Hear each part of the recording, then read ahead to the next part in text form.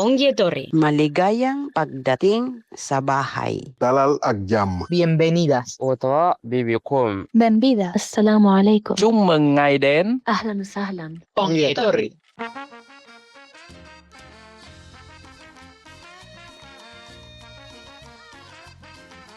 Okilbeltza, EH Bildu Getxok sortutako podcast dekolonial eta antiarrazista.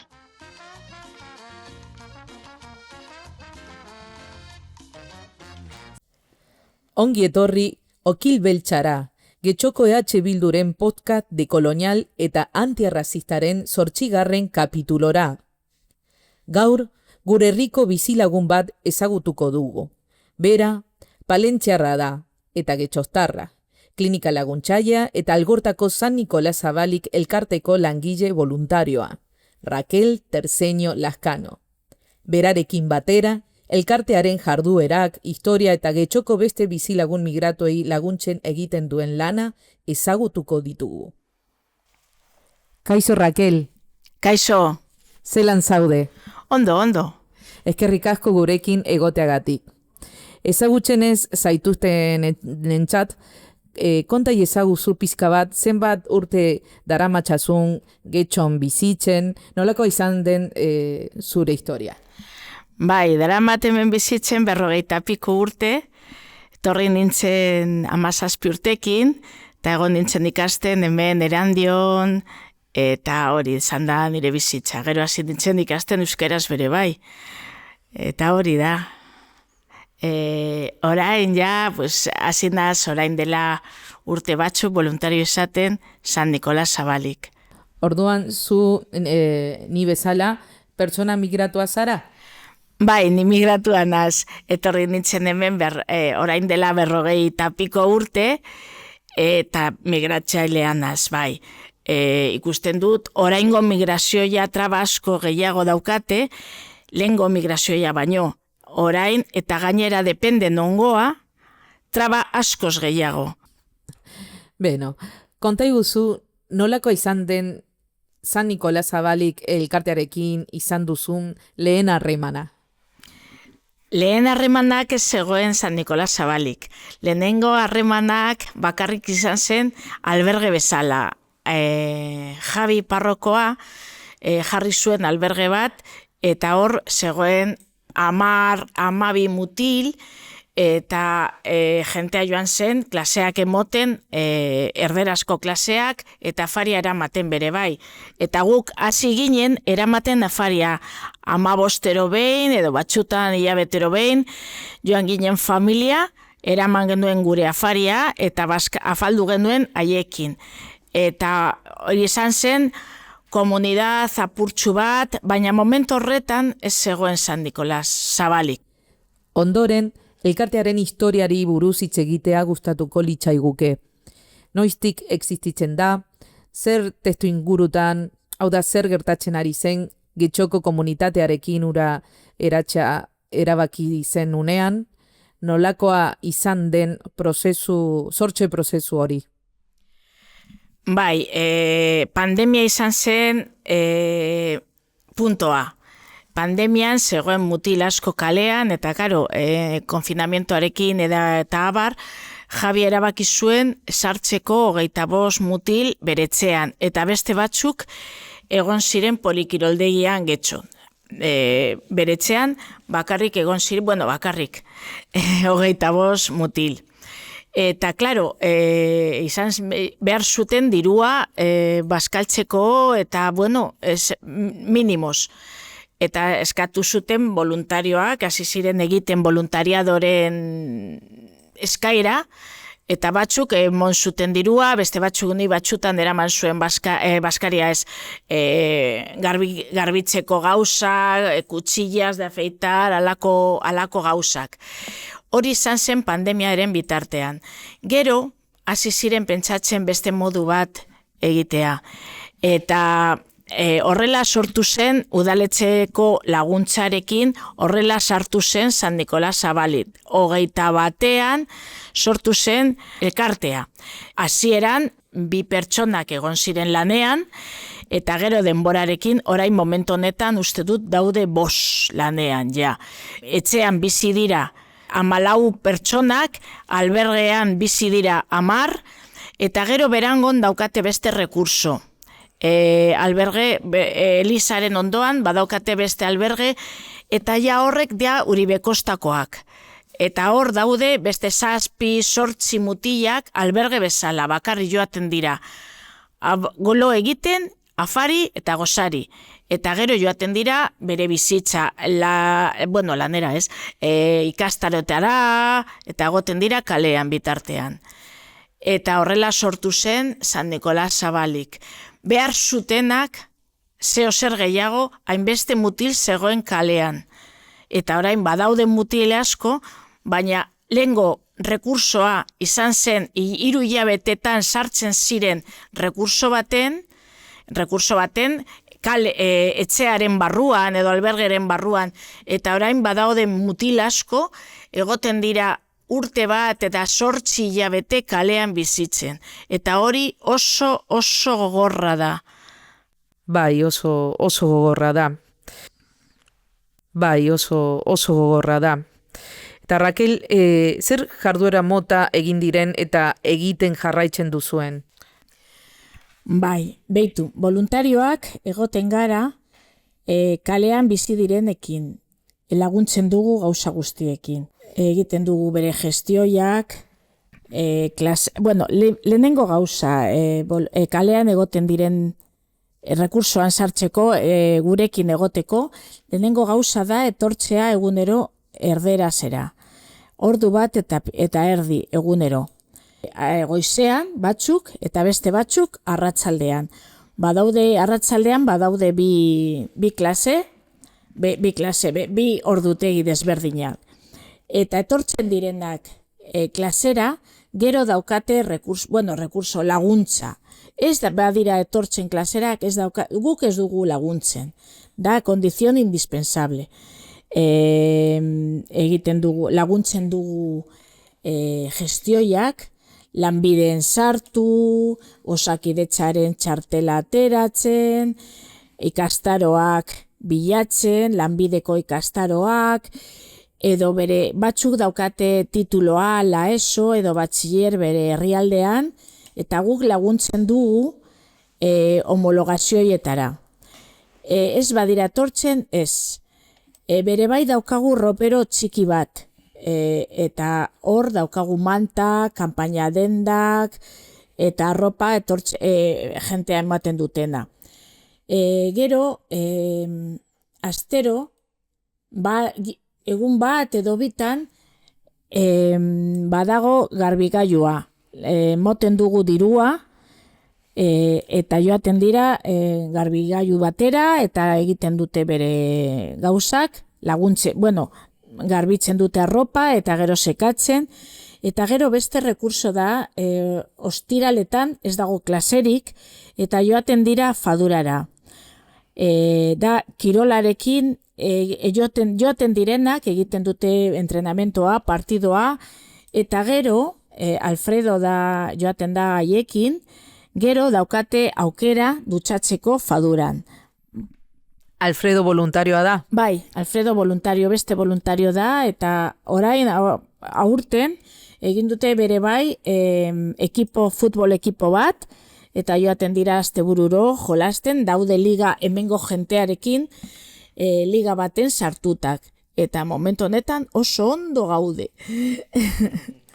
Eta kirolarekin bai egiten da harremanak, futbolariarekin, eta hori importantea da bere bai. Joango gara orduan taldea ikustera? Bueno, ni oraindik ez naz joan momentoan, baina bai, badauka buruan joatea bere bai. Beste gauza bere bai, da egiten dute 2 irterak urtero. Bat Gabonetan joaten dira Orduñara, eta eskatzen dute beti voluntario gazteak. Ia egoten dira 2 egun edo egun bat, egun pasa. Haiekin egon, egiten dute ekintza asko, jotzen dute instrumentoak, denetari. mendira joaten dira, eta gero egiten dute aste santuan beste irtera bat.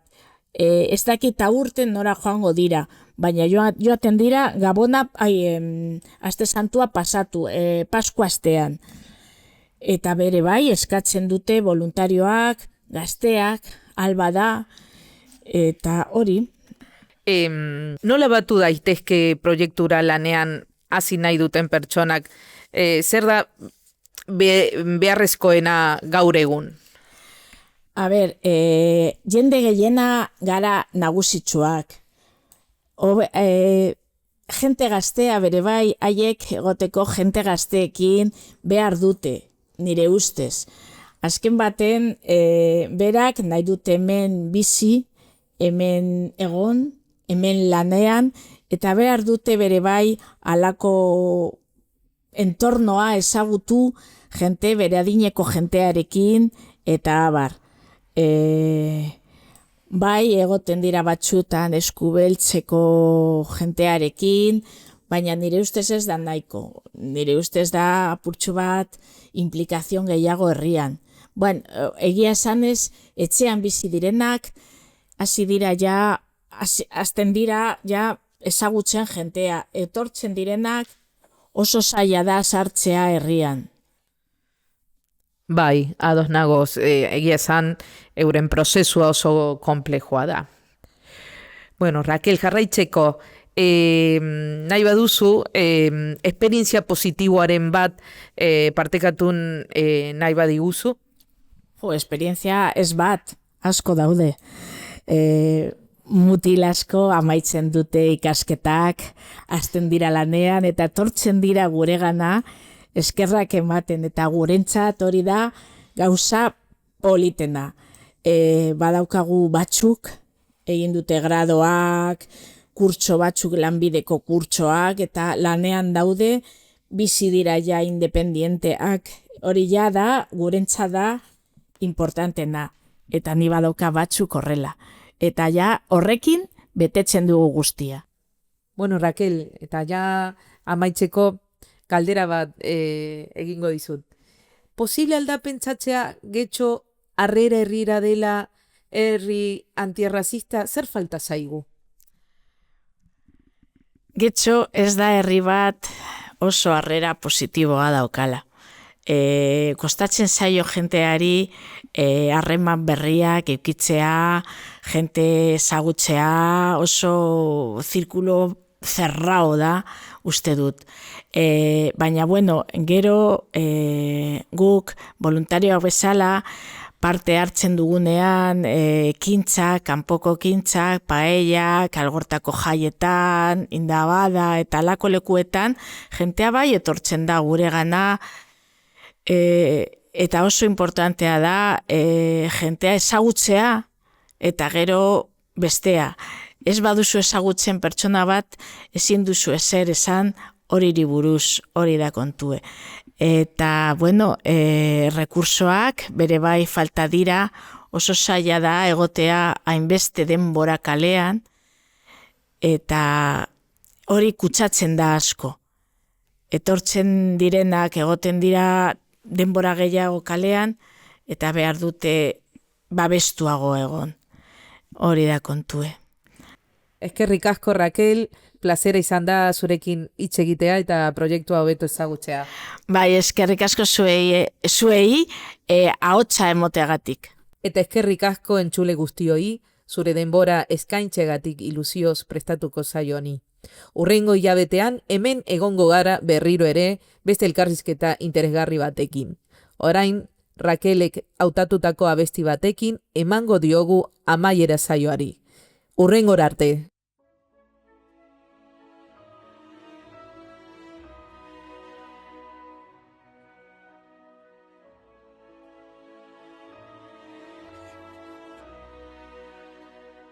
Utzi da zu kontatzen, zedera den itzultzea.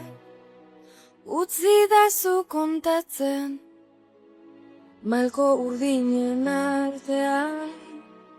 Utzi da zu kontatzen, zederen jakitea. maiteko zaitu dala, itxasoaren beste aldean, utzidazu kontatze, izarren artean, utzidazu lastantze, bakorde hauetan, utzidazu kontatze, zederra den nik ustea, utzidazu kontatze.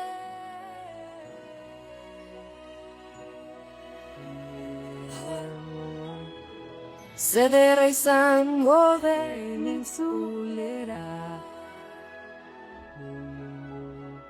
elkarren besoen zabalera, zuen fede guztiei eustea, zuen mimalgoak baretzean,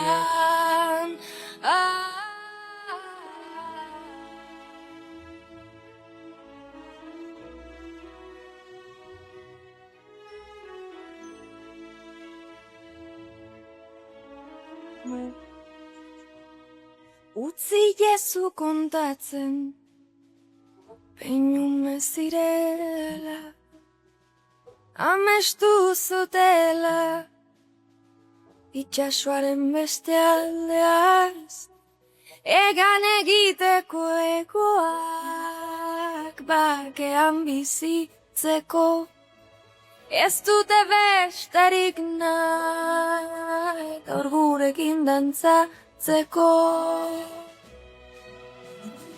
Zederra izango den itzulera, elkarren besoen zabalera, zuen fede guztiei eustea, zuen mimalgoak baretzea, zederra izango den itzulera, elkarren besoen zabalera, zuen fede guztiei,